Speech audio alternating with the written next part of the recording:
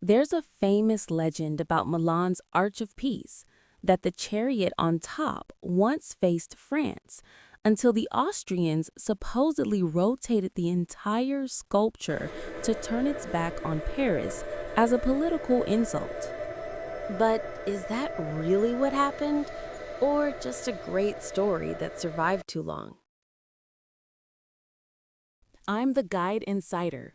Join me as we walk through the arch's past and uncover what really happened.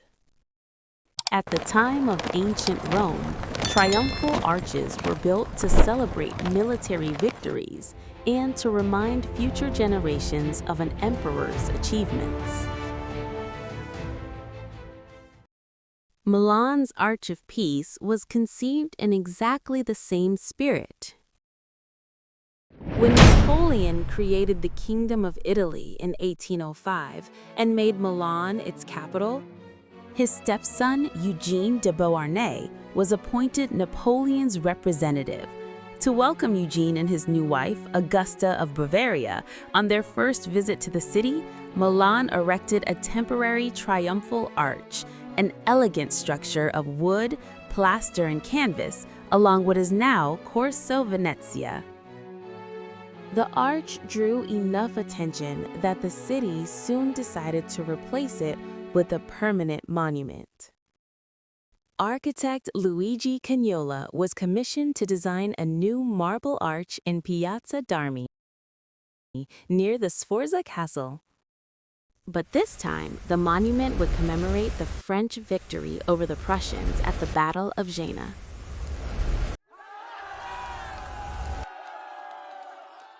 Construction began in 1807 and progressed quickly, but everything changed with the fall of Napoleon's kingdom. Work stopped abruptly when political power shifted, leaving the arch unfinished, 2/3 complete, standing silent and incomplete for years. With Napoleon's fall, Milan returned to Austrian rule.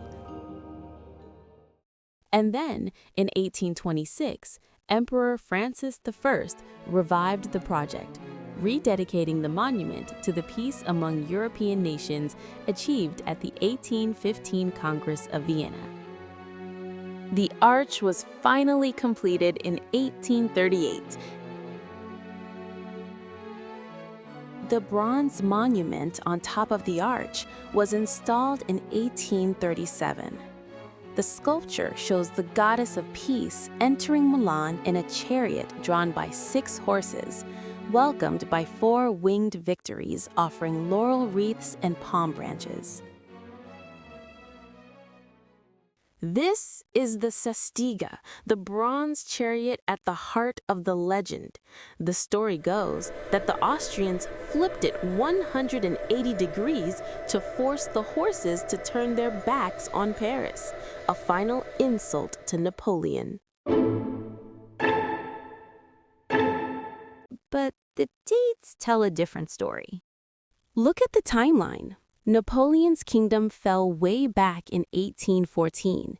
It took another 23 years for the chariot to be installed under the Austrians in 1837. So, from the very first day it sat on top of that arch, it was already facing the city, not to mock the French, but to show peace finally entering Milan.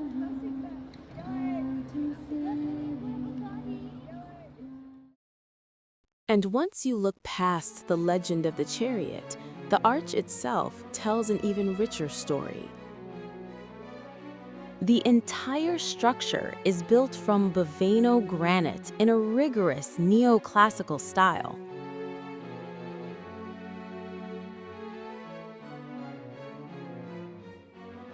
Just beneath the chariot are the statues representing the 4 great rivers of Lombardy and Veneto: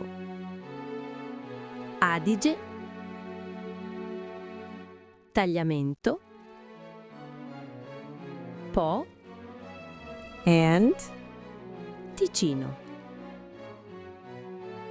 All around the monument, the bas-reliefs trace the turbulent decades of the Napoleonic age. From scenes like the Battle of Leipzig to the Congress of Vienna, alongside other events that transformed Europe. There are also mythological allegories: Hercules, Mars, Apollo, Minerva, and personifications of vigilance, poetry, history, and even Lombardy itself. Over the years, the arch has watched history pass right beneath it. In 1859, it marked the triumphant entrance of Napoleon III and Vittorio Emanuele II into Milan after the victory at Magenta, a moment that opened the road to Italian unification. And more than a century later, it remains a stage for major events. The Olympic flame for the 2026 Winter Games has been lit beneath its arches, once again drawing the world's attention to this historic gateway.